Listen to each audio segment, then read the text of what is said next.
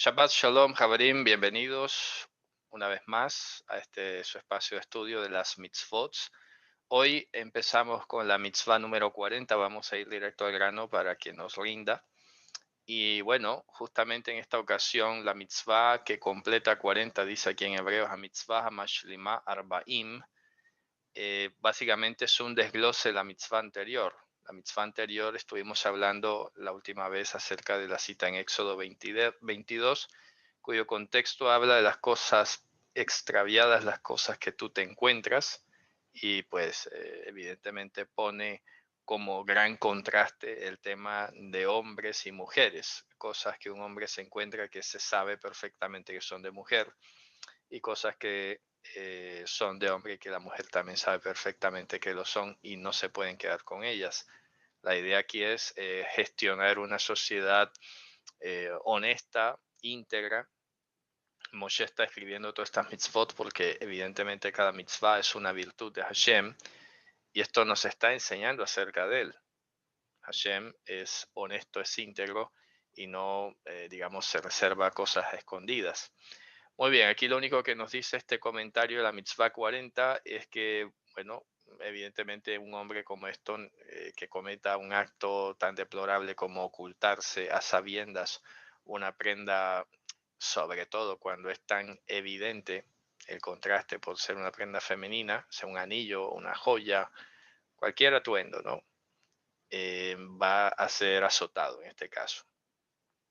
Bien, entonces aquí el comentario hace mucho énfasis en lo que son los joyeles, en los que son sobre todo estos utensilios, ¿no? Que como ya lo señalé la vez pasada, no se refiere a lo que por mucho tiempo se ha enseñado respecto a las vestimentas, porque en la antigüedad no existía esto de la moda masculina y femenina de manera tan detallada.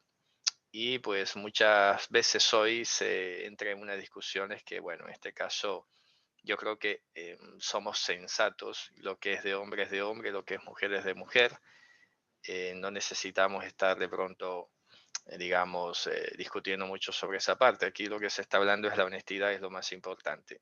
No serviría de mucho ir de muy falda larga, luego si te estás escondiendo las cosas, si te las estás sustrayendo, o si vas muy formal de saco y corbata y luego también eres un ladrón deshonesto o algo así, ¿no? Eso es ahí donde está el punto. Bien, entonces, como esto es un desglose de la mitzvah número 40, vamos a ir rápidamente a la número 41, que ya pues no hay más nada que agregar. La 41 dice, esta es la advertencia por la cual se nos ha advertido de que no autoricemos, óigase bien, no autoricemos, es importante. Esta idea me alegra encontrarla expresada así porque aquí hay algo que vamos a comentar ahora, pero mira lo que dice, de no autorizar en nuestro cuerpo colores, ¿de acuerdo? Digamos que tengan que ver con las marcas del tatuaje, ¿de acuerdo? Como lo hacen los que eran en ese momento los idólatras. Bueno, ahora voy a explicar alguna cuestión sobre eso. Voy a terminar de leer lo que dice aquí y ya explicaré un poco de qué va la cuestión. O como está difundido en medio de otros pueblos hasta este día. La advertencia es lo que está escrito en Levítico 19:28. Entonces vamos a ir allí rápidamente a Levítico. Esto es un tema, bueno, que aquí hay mucho para hablar. Vamos a ver. Resulta que hace varios años ya, eh, alguno de estos difusores nuevos que como no sabría cómo de pronto describirlo para no sonar tan fuerte, ¿no? Se ha vuelto una tendencia de un tiempo para acá seguir este estilo de difusión de influencers. Yo creo que todos conocemos la figura, el influencer, bueno, utiliza muy bien, de manera muy prolija las redes sociales, conoce de ambientes, de cámaras, de luces, de lenguaje, de vestimenta, todo eso. Es todo un producto, ¿no? Entonces me acuerdo que hace varios años, ya hace varios años y ayer me acordaba de ello casualmente, salió un joven que creo que era como argentino, no me acuerdo si era argentino o mexicano, muy de camisa deportiva, muy así hablando jovialmente, muy deportivamente, y básicamente lo que quería decir era que los tatuajes sí estaban permitidos. O sea, esto lo dejó como que un asunto, bueno, si a ti te gusta, pues no pasa nada, y si no te gusta, pues no pasa nada. Y este tipo de tonos muy conciliadores, muy light que se ve hoy, y eso ha sido o ha tenido eco en muchos tipos de comunidades. Hace poco se recordaba lo que ocurrió con la mega congregación llamada Hillsong, por ejemplo, y una de las grandes características de su líder era pues la abundancia de tatuajes que lucía de manera casi, digamos, exhibicionista, ¿no? Los lucía de una manera como a propósito, no era algo de lo que se avergonzase o algo que él, digamos, se notara en su conciencia que sabía que estaba mal hecho, porque a ver, está claro, ¿no? Cuando venimos del mundo, venimos del pasado, bueno, alguno que otro de nosotros podrá tener alguna, algún tatuaje, ¿no? Y cosas que se hicieron en la ignorancia y ahora no es tan fácil de moverlo y no es tan asequible. Ya, en un estado ideal sería como buscar la manera de quitarlo, pero bueno. Aquí aplicamos la lógica de que muchos que se convirtieron del pasado no se cambiaron sus nombres paganos y lo siguieron usando y no pasa nada, ¿no? Ese no es el tema. El tema es que como creyentes, de ahí en adelante, alguien se permita decir que es que los tatuajes están permitidos. No puede ser. Así que quede clara la postura, ¿no? Lo que haya sido el pasado es pasado. Pero que ya como creyentes ahora alguien diga que no pasa nada, pues está bastante complicado, ¿de acuerdo? ¿Qué ocurre a continuación? Pues esto se va replicando porque se ha vuelto una moda en el mundo entero, se ha vuelto pues toda una especie de enlace para atraer a los jóvenes. ¿Y eso qué significa? Pues que se está permitiendo que el mundo sea el que marque la pauta en las congregaciones.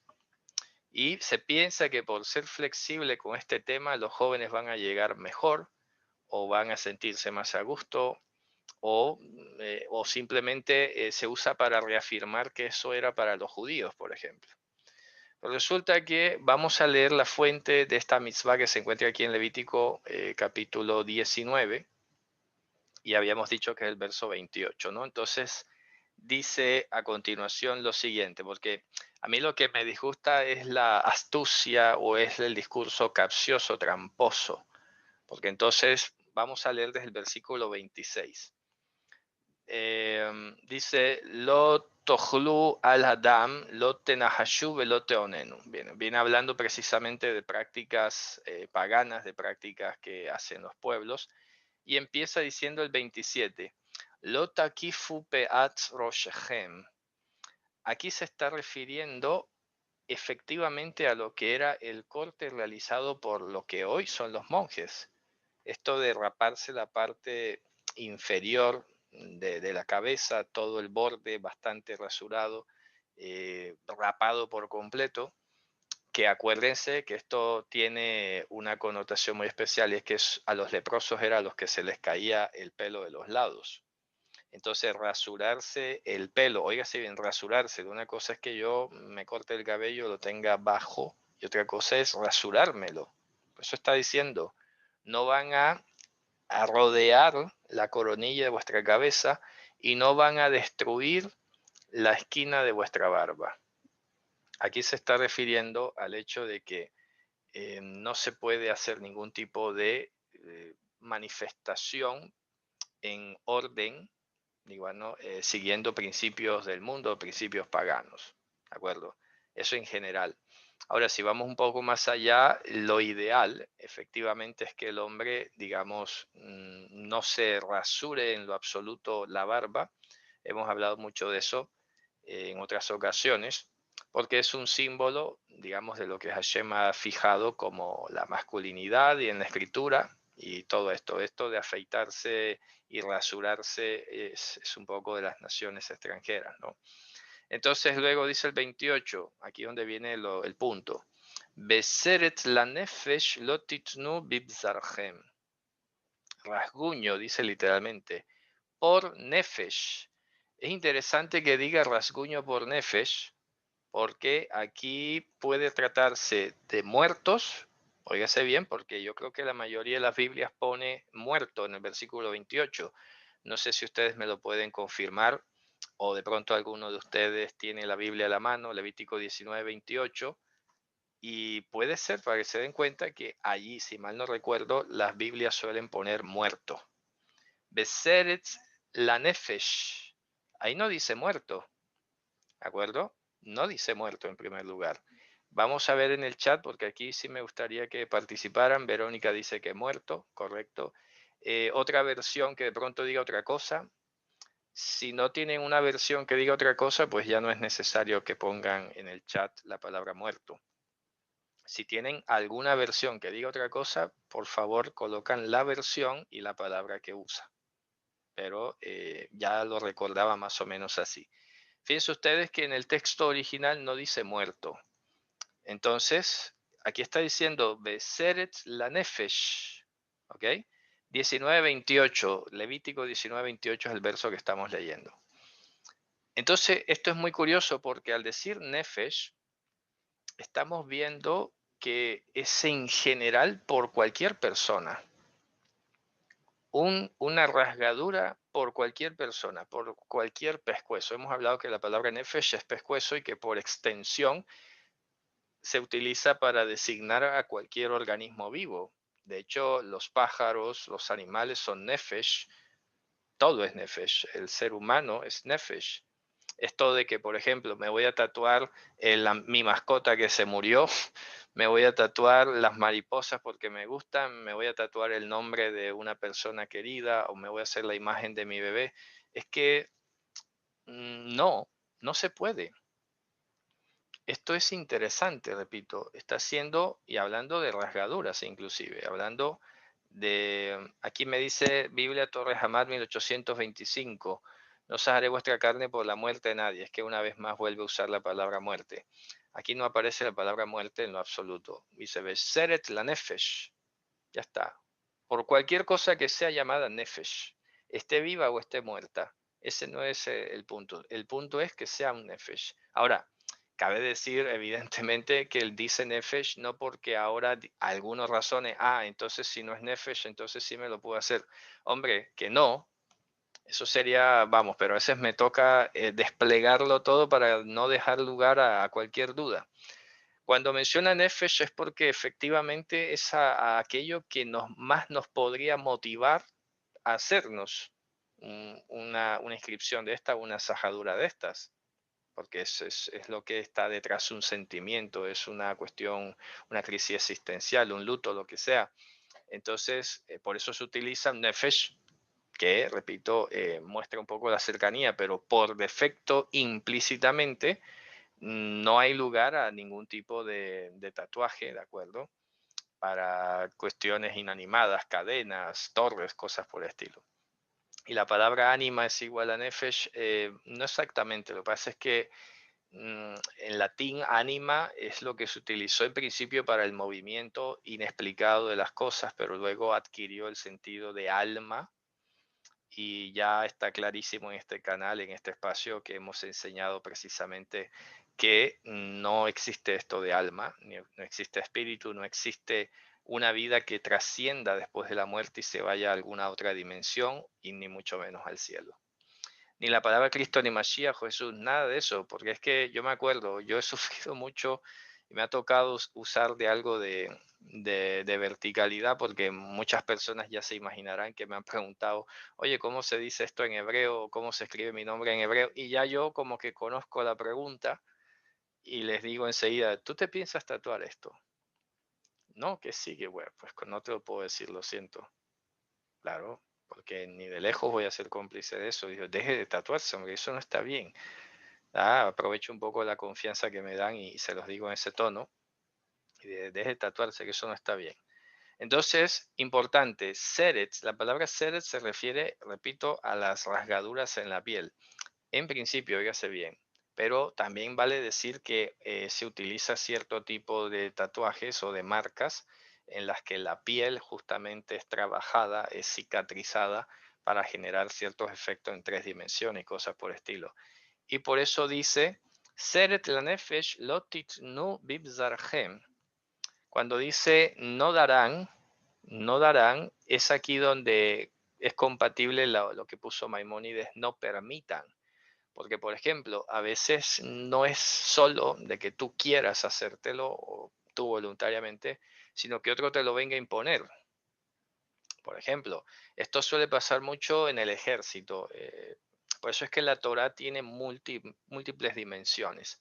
Porque en todo caso la Torah nos está instando todo el tiempo a tener una personalidad y una determinación de que Hashem va primero.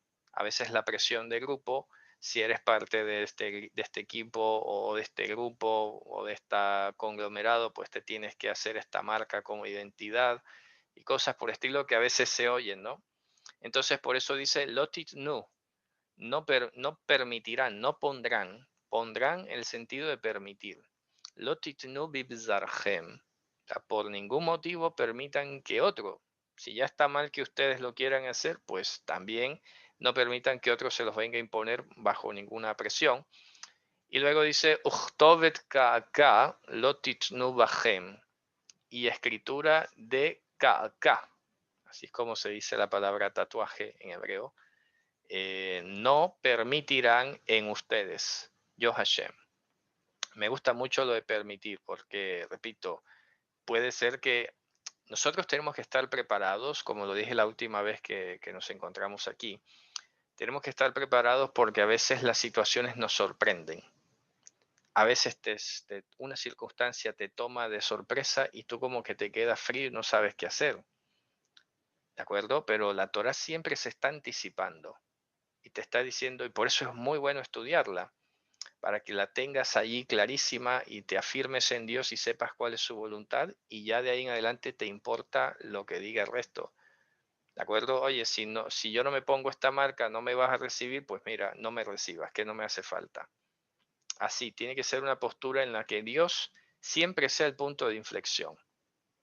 Dios siempre tiene que ser el punto de inflexión y esto nos va a servir siempre, ¿de acuerdo?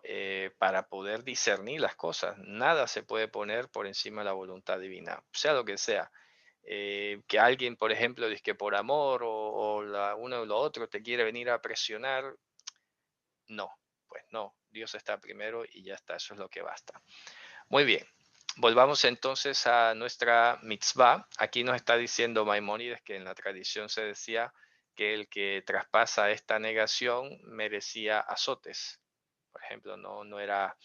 Ahora que no se desarrolle entre nosotros jamás este tipo de cálculo que a veces se hacía cuando éramos incrédulos. Bueno, no es tanto lo que me va a pasar, entonces me lo hago y me aguanto los azotes y ya está. Hombre, eso es una actitud nada más que rebelde.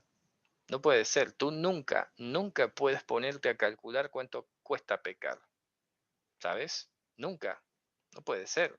Porque créanme que eso le pasa a la gente por la cabeza a veces. Bueno, vamos a calcular cuánto es esto y de ahí pues nos vamos, lo aguanto. Así hacen los delincuentes. Así hace la gente que no sabe vivir en sociedad. Calculan cuántos años de cárcel se lleva este delito, los pagan y luego salen como si nada. Y se quedan con su dinero, se quedan con su delito cometido y ya creen que han saldado su cuenta con la sociedad. Hashem no funciona en este caso. No funciona de esta manera. Aquí sí han comentado por aquí, por ejemplo, dicen los pactos de sangre que requieren una herida. Esto lo suelen hacer entre novios y amigos, suele pasar. Así que cuidado, por eso es importante, ¿no? A estudiar la Torá, porque estamos en diferentes países, en diferentes culturas, en diferentes rangos de edades, y puede ser que lo que a esta altura yo jamás me plantearía, pues resulta que los jovencitos de hoy se lo están planteando. Por eso es que la Torá es multinivel y es de toda dimensión y de todos los tiempos. Las sociedades van y vienen, ¿de acuerdo? Y hoy en día con todo este intento que se está haciendo de desaparecer los géneros y de insertarse perforaciones y de insertarse cosas extrañas, pues es ahí donde hay que tener muchísimo cuidado. Muy bien, vamos a la mitzvah 42. Dice lo siguiente. Esta es la advertencia por la cual hemos sido advertidos de que no debemos vestir vestidura que esté tejida de lana y de lino. Aquí hay algo interesantísimo. Fíjense ustedes que esto lo aprendí estudiando con mi esposa este año, en lo que va este ciclo, desde el año pasado. Porque resulta que pasamos por esta mitzvah y vamos a ver en Deuteronomio 22:11, que es donde está esta fuente, pero esto igual se repite creo que en otra parte. Deuteronomio 22, versículo 11. Y vamos a aprender algo aquí interesante, que esto creo que lo he dicho así muy escuetamente y no tan explícito como ahora. Básicamente viene hablando de diversas legislaciones. El versículo 6, la sección como vemos aquí, está hablando del nido que te encuentras en el camino. No puedes tomar el ave con las crías al mismo tiempo. Tienes que dejar o lo uno o lo otro. Aquí te dice que dejes ir a la madre y que puedes tomar a los hijos, fíjense ustedes, para que te vaya bien y alargues los días, es decir, tengas calidad de días. Dime tú, cualquiera que se pregunte qué tiene esto que ver con la calidad de los días, pues resulta que hay un proceso psicológico muy profundo que se llama empatía. Cuando se pierde un poco la empatía, te vuelves cruel. Y la crueldad es algo que va enfermando por dentro. Por eso te dice, para que sea bien para ti y para que alargues días. Hagamos de cuenta, aunque no haya ningún estudio científico que pueda citar sobre eso, pero es como un testimonio. La escritura te está instando aquí a que seas empático, a que no desarrolles crueldad o dureza contra la creación. Y si eso está para la creación, pues mucho más para los que te rodean, ¿no? Entonces dice el verso 8, cuando tú construyes una casa nueva, harás lo que es un cerco a tu techo para que no pongas sangre en tu casa, no sea que caiga alguien de él. Y es una medida de prevención que esto lo estudiamos en algún momento. Y después de todas estas legislaciones, llegamos al verso 11. Lotil bash shaatnes. Esta es una palabra bastante extraña, no se sabe, no es hebrea por su estructura, no parece ser que es una palabra extranjera, pero luego te lo explica. Shaatnes significa tzemer ufishtim yahdav. Tzemer, que es la lana, y pishtim, que es el lino. Pues resulta que estudiando sobre esta parte, como les dije, hay un dato muy curioso aquí, y es que el lino, como ya lo vemos en otros textos de la escritura, representa la vestimenta de los libres. Los nobles egipcios, la gente noble en la antigüedad, y sobre todo en el contexto de lo que estamos estudiando, la Torá, no estamos estudiando otro contexto, sino la Torá, era bastante claro pues que el lino se utilizaba para la gente de la nobleza. Ser noble era ser libre. Por eso últimamente, no sé si lo habrán notado, pero he tratado de ir introduciendo o haciendo más uso frecuente de la traducción de Cohen, que normalmente lo traducen como sacerdote, porque hace bien. Resulta que Cohen tiene más la connotación de noble y de gente libre. ¿Ok? Esto es muy importante. Por eso esto nos ayuda a entender algunos versículos donde pareciera que nos quedamos con la palabra sacerdote y como que no hace mucho sentido. Por ejemplo, Yitro era Cohen de Midian. No debemos entender que era sacerdote como si fuera ¿qué? Sacerdote de un dios pagano o de Dios por otro lado. No puede ser. Estamos hablando que era un noble de Midian. O sea, una persona con estatus de libre. Esto es algo que hoy, bueno, no nos hace, digamos, no lo vemos tan relevante porque hoy en teoría todo el mundo se supone que es libre, pero en la antigüedad no era tan así. Entonces la gente libre vestía de lino, ¿de acuerdo? En cambio, los esclavos normalmente vestían de lana, porque eran los animales que tenían a su disposición. Las vestimentas de lino representaban que era un rasgo distintivo. Fíjense ustedes que hace poco leía sobre el tema del surgimiento del concepto de la moda y sorprendentemente un artículo de la BBC de Londres decía que los ricos de este mundo, de todas las épocas y de todas las culturas, han sido sin quererlo o sin proponérselo, los inventores del concepto de la moda. ¿Por qué? Porque resulta que ellos todo el tiempo han querido distinguirse del vulgo, todo el tiempo han querido marcar una distancia entre los pobres y ellos. Entonces, cada vez que un pobre se la ingeniaba y buscaba o imitaba la forma de vestir de los ricos, entonces los ricos se inventaban alguna cosa que los pobres no pudieran usar. ¿De acuerdo? En este caso, por ejemplo, tú te imaginas un esclavo vistiendo de lino, es que eso se le rasgaba la vestidura enseguida. El lino es una prenda muy fina, no soporta, no aguanta un trato duro, un trabajo serio de esclavitud, mucho menos recibiendo azote, cosa por el estilo, ¿no?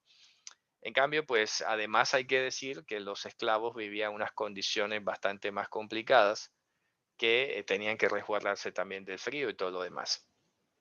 Entonces, ¿qué pasa? Lo que estamos viendo aquí, más allá de la literalidad, porque hay que decirlo, ¿no? El entendimiento convencional ha sido, vamos a escribirlo aquí, convencionalmente se dice no usar prendas que mezclen lana y lino.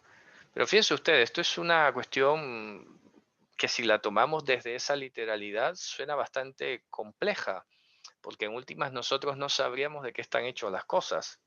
Por ejemplo, no sabemos el proceso, no es como antes que era la misma persona la que se hacía su ropa y sabía perfectamente de lo que estaba hecho y todo lo demás, pero hoy en día, por ejemplo, se utilizan fibras sintéticas que parecen y no son, en fin. Digamos que entonces, más allá de estar buscando la minucia para ir viendo si esto es de lino y esto es de lana, mira, violé el mandamiento y esto, yo me atrevo a decirles que en este caso es una mitzvah que tiene un carácter mucho más profundo.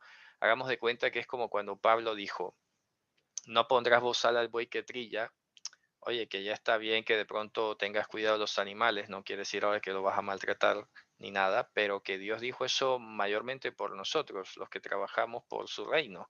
Si eso es válido para un animal que le tienes que dejar comer de lo que está trabajando, pues en este caso hay un rango superior de entendimiento de esa mitzvah. Entonces, siempre, óigase bien lo que voy a decir, siempre que dependa de nosotros, siempre que podamos tener la certeza, pues debemos evitar, evidentemente, la mezcla de lana y lino. Porque no voy a decir ahora que ya, ¿qué más da? No importa. Hombre, que ser cuidadoso en eso, a ver, que a veces es demasiado evidente y no necesitamos ningún esfuerzo, pero que ya luego, si no tenemos la duda, la certeza, pues no nos quedemos luego tanto ahí anclados con la duda, porque no es la idea, sino que más bien revistamos esta mitzvah del siguiente sentido, no andar como esclavo y como libre. No andar como esclavo y como libre. ¿De acuerdo? No puedes tener vestimenta. ¿Qué sería la vestimenta en este caso? Es lo que te caracteriza, ¿no? Es con que sales al público, es lo que te cubre. Entonces no puedes estar andando como esclavo y como libre. No puedes mezclar lana y lino. Qué interesante. Cuando revisamos aquí el mandamiento, fíjense ustedes, muy curioso, porque usa la expresión Lotil Bash Sha'at Nes, que fíjense ustedes, no sabemos qué es la expresión, no sabemos qué significa. Todo parece indicar que se trata a esta mezcla. Ahora, ¿qué significa esta mezcla? Puede ser, repito, el tema de la esclavitud con la libertad. Por eso dice a continuación también Gedilim ta'aselach al arbakan fot kesutja shel haseba. Harás unos flecos, unas extensiones para ti sobre los cuatro ángulos de tu velo con el que te cubras. Y esto hay que decirlo de paso, que es la fuente para entender que no está prohibido que el hombre se cubra la cabeza, como algunos han querido insinuar ahora que usar el talit es malo o algo por el estilo. Pero cada cosa en su lugar. Ya hablaré del talit en otra ocasión. Entonces, repito, convencionalmente se dice no usar prendas que mezclen lana y lino. No es que esté mal, repito, hay que procurar revisar si eso está a nuestro alcance saberlo y con toda la discreción pues evitar este tipo de cosas. Pero insto a que el mandamiento tiene una dimensión mucho más profunda y sería no andar como esclavo y como libre. No puedes tener un pie en el mundo y un pie adentro en la comunidad del Señor. No, no se puede andar de una manera y de la otra. Como digo una cosa, luego digo la otra. No puede ser, ¿sabes? En este caso, la mitzvah está en general, todo el contexto que estamos leyendo de Levítico, te está diciendo, pues, de Deuteronomio, perdón, te está diciendo que tienes que ser una persona íntegra, tienes que ser una persona, digamos, sensible al entorno, y en este caso no puedes estar adoptando costumbres que sean extranjeras y mezclarlas con las tuyas, con las de Dios, quiero decir, ¿no? A ver, vamos a ver qué me dicen por aquí. ¿Cómo entender del arete que se le cuadraron a Rivka en la nariz? Es que no hubo en sí una perforación, simplemente es un aro, ¿de acuerdo? Que se le colocaba en la nariz, es un zarcillo.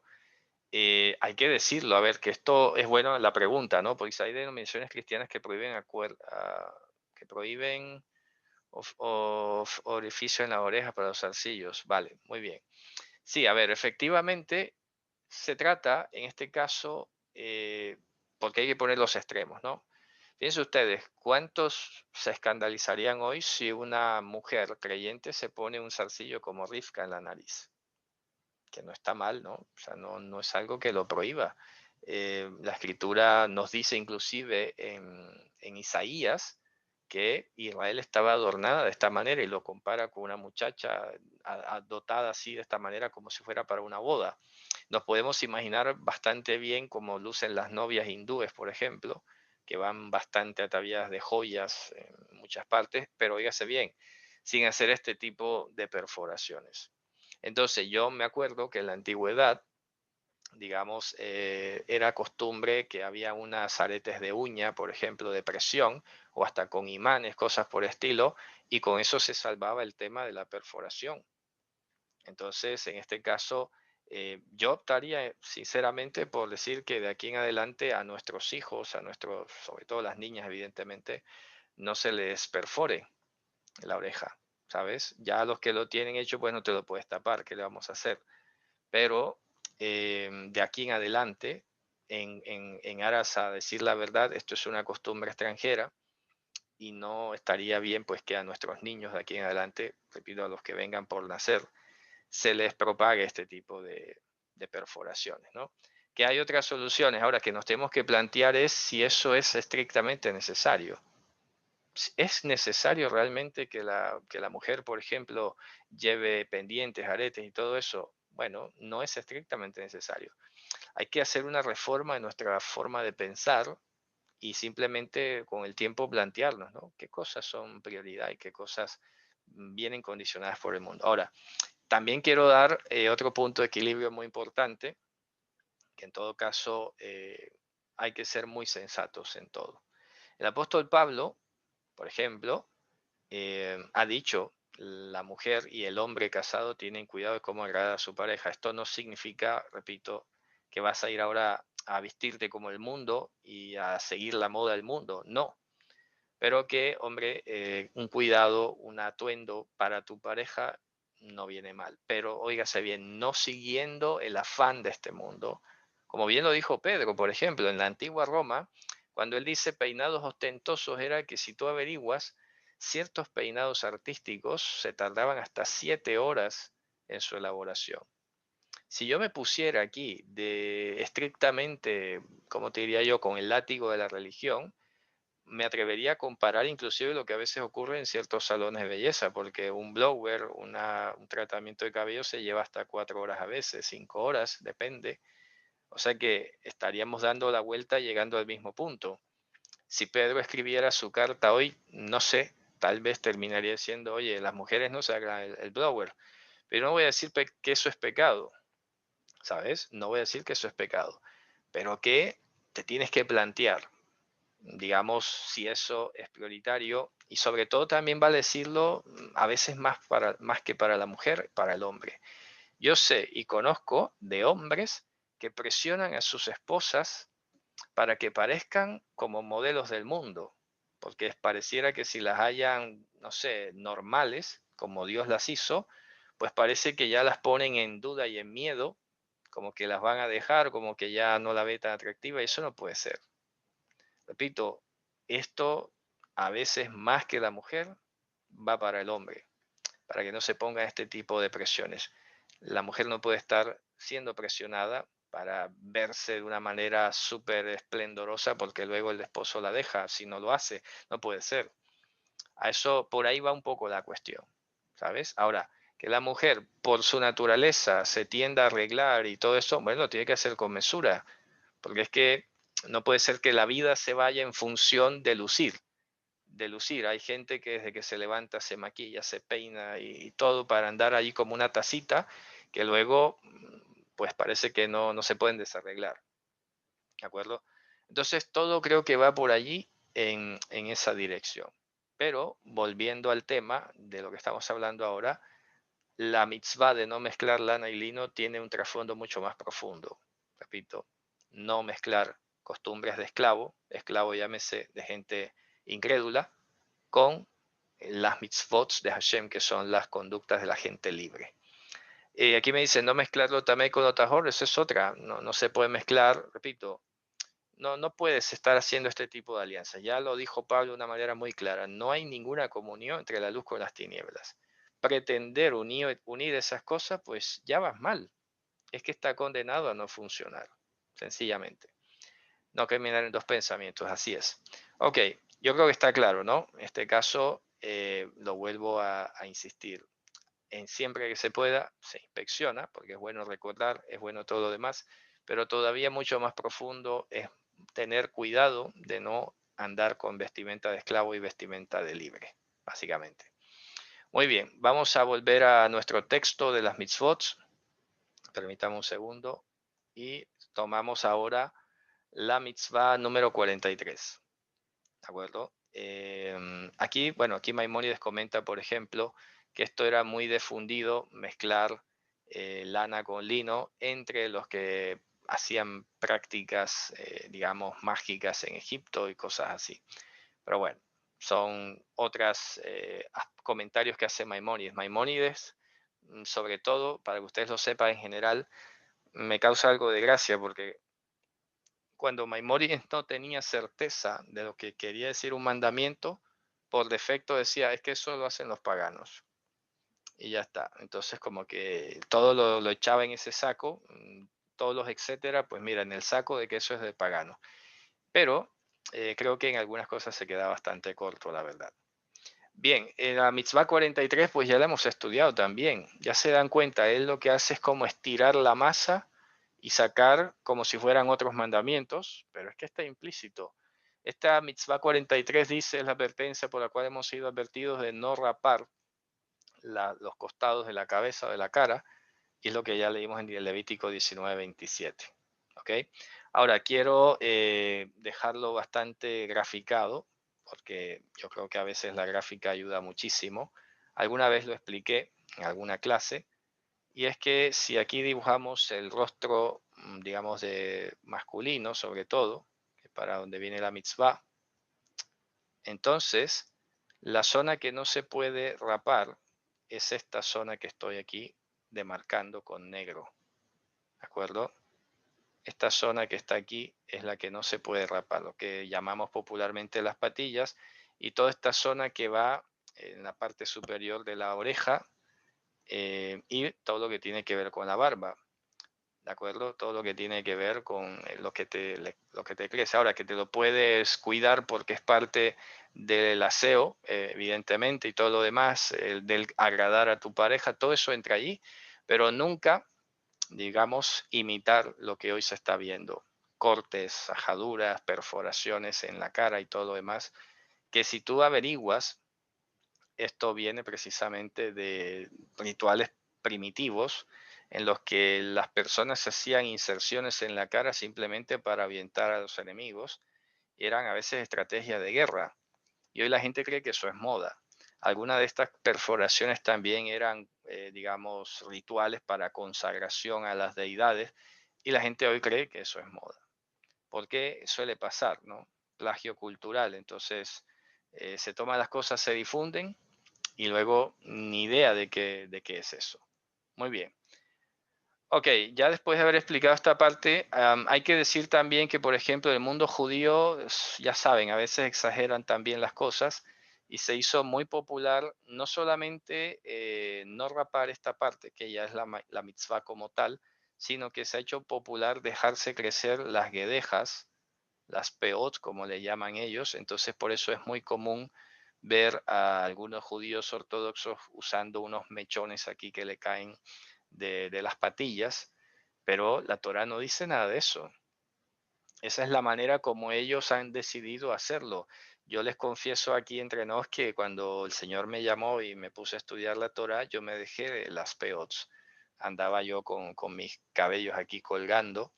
Y claro, esto además se toma muchísimos años para crecer y todo lo demás, pero luego cuando estudié más a fondo esto que estamos estudiando ahora, me di cuenta que no, en realidad la Torah no te dice que te los dejes crecer, simplemente te está diciendo que no destruyas lo que por naturaleza sale, ¿no? Ahora que yo entiendo y ya se imaginarán el dilema, ¿hasta dónde es destruir? ¿Me explico? Claro, es ahí donde la tradición abre un portón gigantesco a las exageraciones. Porque claro, si vamos a hablar que destruir, entonces nunca te cortarías el cabello, nunca te cortarías nada y estarías arrastrando eso por el suelo. Esa no es la idea. En algún momento tendrás que cortarla. No es que el cabello deja de crecer y ya está. Porque si yo supiera o se demostrara que es que el cabello cuando llega a cierta largo deja de crecer y ahí se queda, bueno, diría, bueno, vale, solo hizo Dios así. Destruirlo sería cortar eso. Resulta que no, el cabello seguirá creciendo. Ahora, hay que decir que ellos también, para hacer que crezca, porque yo lo viví, lo que crece de aquí crece demasiado despacio. Yo duré, no sé, un año quizás como para que apenas me bajara aquí a la barba, aquí al mentón de aquí, ¿no? A la mandíbula. Pero resulta que ellos a propósito lo que hacen es dejarse crecer toda esta zona y luego van haciendo trenzas y trenzas y lo van acoplando todo para que se vea largo. Entonces, ya ahí yo creo que hasta están forzando las cosas como para que se vea más de acuerdo con una tradición que con la Torá simplemente pues se hiciera, ¿no? O lo dijera de esa manera. En cuanto a la barba, los que trabajamos en empresas que nos deciden afeitarlo, eso es otra cosa interesante. Muy bien, muy buena la pregunta. Fíjense ustedes, esta pregunta que ha hecho el Javier es muy, muy buena porque, a ver, siempre va a haber una regla general en la Torá en la que nosotros vamos a aplicar, recuerden bien, los tres principios de administración de los mandamientos. Vamos a recordarlos rápidamente. Pero óigase bien, aquí va a ser determinante la integridad de la persona. El primer principio se llama Pikuach Nefesh, que ya saben, significa que la vida tiene prevalencia, excepto cuando se trata de una mitzvah de muerte, digamos, de una mitzvah que prohíbe, digamos, delitos de muerte, a saber, idolatría, inmoralidad sexual y homicidio. Básicamente eso. ¿Ok? Luego, segundo punto se llama Lifnim Mishurat Hadin, Mishurat Hadin, que significa que puedes ir más allá del mínimo que la Torah dispone para bien, ¿de acuerdo? Siempre puedes ir más allá. Siempre pongo el ejemplo del diezmo. La Torah pone un mínimo del diezmo, pero tú, si Dios lo dispone en ti, puedes ir a dar más el diezmo, eso está claro, ¿no? Y así con muchas otras cosas para bien. Fíjense ustedes, muy curioso, porque la Torah no suele ser restrictiva para mal. O sea, no suele agravar en general. Por eso ha sido muy explícito qué es lo que es delito de muerte, porque estas cosas sí que lo pone bastante claro. Y el tercer principio que se llama el Kalba Homer, que significa en este caso, digamos, la mitzvah que tiene más prevalencia. La mitzvah que tiene más prevalencia. Este caso, acuérdense que se refiere a que podemos encontrarnos en una situación en la que una mitzvah choque con otra y tú tienes que decidir o entender o estudiar o aprender cuál mitzvah prevalece en ese caso. ¿En función de qué? En función de la supervivencia de la vida. Siempre pongo el ejemplo de Mashiach, por ejemplo. Jesús en el Nuevo Testamento les preguntó a ellos, a ver, si a un niño su octavo día para la circuncisión le cae en Shabbat, ¿qué pesa más? ¿El Shabbat o la circuncisión? Pues pesa más la circuncisión. Aunque ese día represente trabajar para circuncidar al niño, porque hay que desplazarse y todo lo demás, pues eso, vale más la circuncisión que el Shabbat. ¿Ok? Eso no quiere decir ahora que el Shabbat te lo vas a tomar de rumba y lo vas a violar cada vez que te dé la gana y aludiendo pretextos que no tienen nada que ver. Por eso les digo que aquí hay que ser muy íntegros. Entonces, tomando esto, para la pregunta que me han hecho ahora, evidentemente, a ver, si el sustento tuyo y de tu familia depende de tu trabajo que tienes, es el único que tienes y no hay otra cosa que puedes hacer y todo lo demás, y te exigen afeitarte por cuestiones de higiene, porque sé que es así, entonces ahí tiene prevalencia o bien el principio de Pekuach Nefesh, porque es la supervivencia, el sustento de la vida, o el principio, digamos, de ir más allá de la línea del juicio, en este caso en la Torah, para bien, puedes ir más allá en ese sentido y aceptar en este caso hacer un sacrificio por causa de tu familia. Por ejemplo, eso contaría como un sacrificio por causa de tu familia, pero yo no me puedo poner, no, es que yo con Dios tengo una relación y yo no puedo violar esto y mi familia, pues que pase hambre y que me acompañe. Eso no es la idea. No es la idea. La Torah siempre está buscando, como bien, y ahí sí lo dijo Maimónides muy bien, que vivas en los mandamientos, no que mueras por ellos. Excepto, repito, estos tres que ya son bastante claros: idolatría, inmoralidad sexual y homicidio. Ahí sí, primero que te maten antes de que los violes. Y ejemplos hay muchísimos en la escritura. Así que con eso respondo la pregunta, si en tu trabajo te están exigiendo, lo mismo vale decirlo para el Shabbat. Mucha gente a veces me pregunta y digo, hombre, a ver, hay ciertas circunstancias en las que ciertos trabajos te van a obligar a trabajar en Shabbat.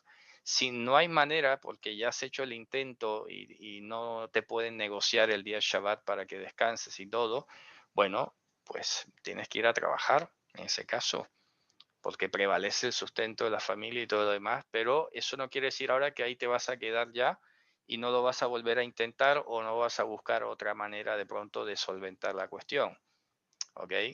Por eso les digo que aquí viene la integridad, que tiene que prevalecer siempre el querer hacer la voluntad divina.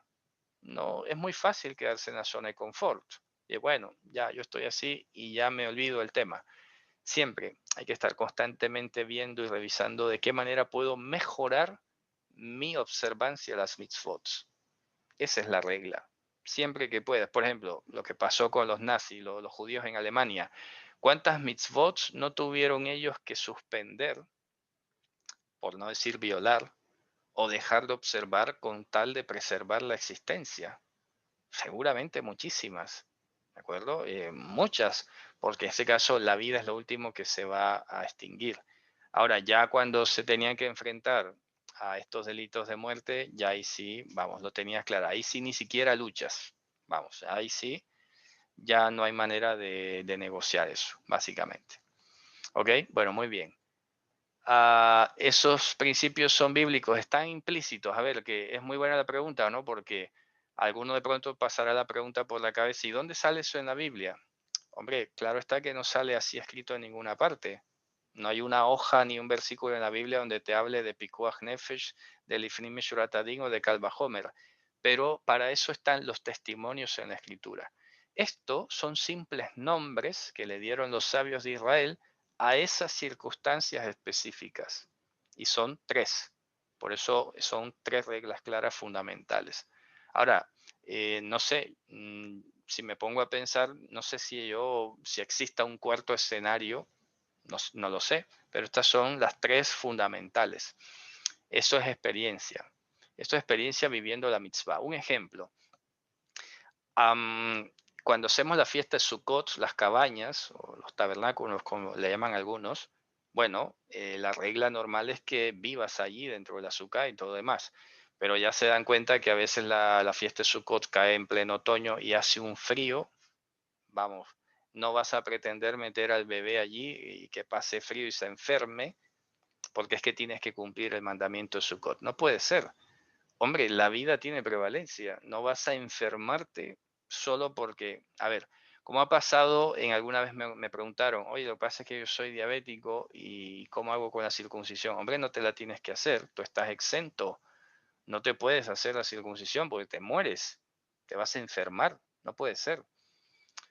Y por eso es bueno ir, la Torah es circunstancial, la Torah es casual, casuística, quiero decir, mejor, no corrijo lo anterior.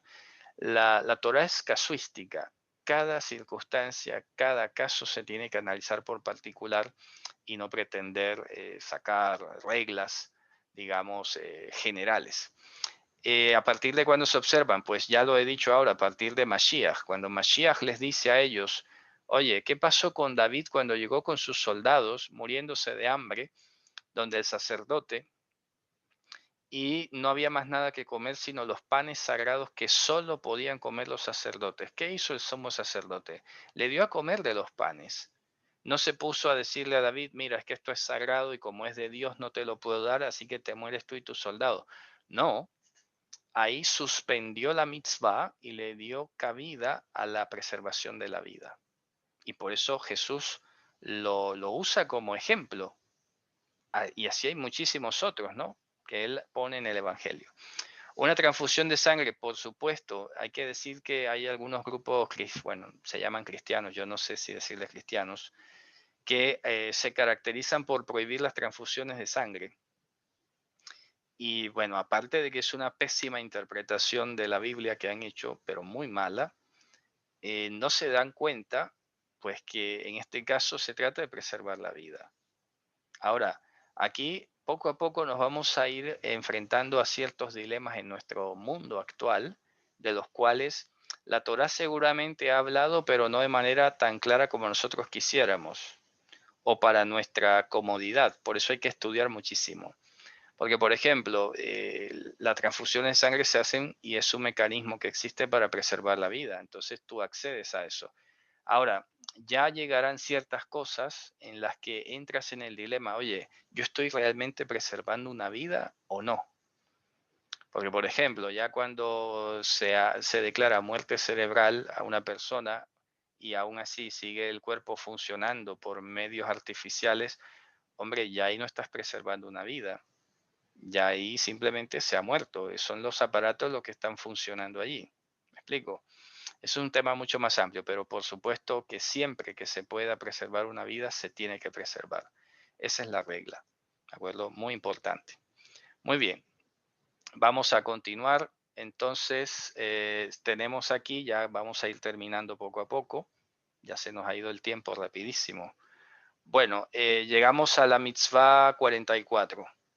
Bueno, es un poco derivado de la anterior. Yo creo que no cabe agregar más nada porque dice es la advertencia para la cual hemos sido advertidos de no rapar la barba, ¿de acuerdo? Y hay 5 partes, lo que son la parte superior derecha, la parte superior izquierda, la parte del cachete inferior del lado derecho, la parte inferior del lado izquierdo y lo que es la espiga de la barba, dice ahí literalmente.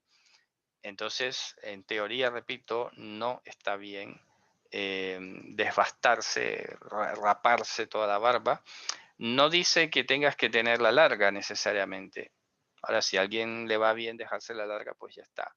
Aquí es donde entramos, por ejemplo, una vez más en este tema de agradar a la pareja y aquí se dan muchas cosas interesantes porque pues parte de ello a veces tiene que ver con agradar a la esposa. Y esto es algo que está contemplado. Eso es algo que está contemplado y no se considera una mitzvah que se esté violando. En este caso le estás dando prioridad a una mitzvah sobre otra, básicamente. Las vacunas están concebidas, sí. Eso es un ejemplo muy actual. Yo sé que ha habido mucha polémica, mucha duda sobre el tema y todo lo demás, pero a ver, sin discusión alguna, las vacunas han preservado y han salvado vidas. Últimamente se ha causado un revuelo porque, bueno, ya saben, La gente a veces habla sin historia. Todas las vacunas que se han hecho hasta ahora vienen hechas básicamente de la misma manera. Básicamente de la misma manera. Lo que pasa es que ha tomado revuelo esta última, algunas de las últimas que han salido con el tema del coronavirus. Y claro, se pone muy de relieve el tema que si viene con, y lo ponen así un poco tramposamente, células de feto y células de chimpancé. A ver, no es exactamente así, que son cultivos de células que se han hecho ya de mucho tiempo. Pero repito, aquí la regla general le voy a decir cuál es mi postura, que es algo que he hablado muchísimo y creo que tengo un criterio más formado. Yo, por ejemplo, no necesito vacuna, ¿vale? No estoy ni en población de riesgo, me cuido bastante bien la salud y además las que están circulando para nuestra edad, la edad mía y la de mi esposa, están demostrando tener bastantes inconvenientes. O sea que yo estoy en una situación bastante suficiente clara como para decir, mira, no necesito vacunarme. Además hay que agregar pues que hay personas que lo necesitan. Eso también lo hemos concebido, ¿no? Hay personas que urgen. De hecho, y no son mis palabras, la OMS acaba de decirle a los países desarrollados que ya han vacunado sus poblaciones de riesgo que donen esas vacunas de la población más joven a los países más pobres. O sea que por esa regla, en cierto modo, estamos en sintonía. Ahora, si yo me estuviera muriendo, porque está demostrado que las vacunas sí han sido efectivas en casos de vida o muerte, hombre, claro está que me la pondría, porque se trata de preservar la vida. Ahora, si alguien dice, óigase bien, porque aquí tampoco voy a estigmatizar al que piensa de otra manera. Si alguien dice, no, es que yo decido, prefiero morirme que ponerme una vacuna, bueno, pues ya está. Yo no voy a decir ni que estás condenado, ni estás loco, ni nada por el estilo. Eso es tu decisión. Yo no voy a cuestionar eso. Si la gente se está muriendo y prohíbe que la vacunen, eso es su decisión. ¿Qué te puedo decir? A ver, yo no me voy a poner en juez de esas cosas. ¿Me explico? Si uno se pusiera de juez diría, oye, que estás violando el mandamiento de preservar la vida. Bueno, no sé, allá tú con Dios, ¿sabes? Porque la escritura dice, por ejemplo, escogerás la vida, ¿vale?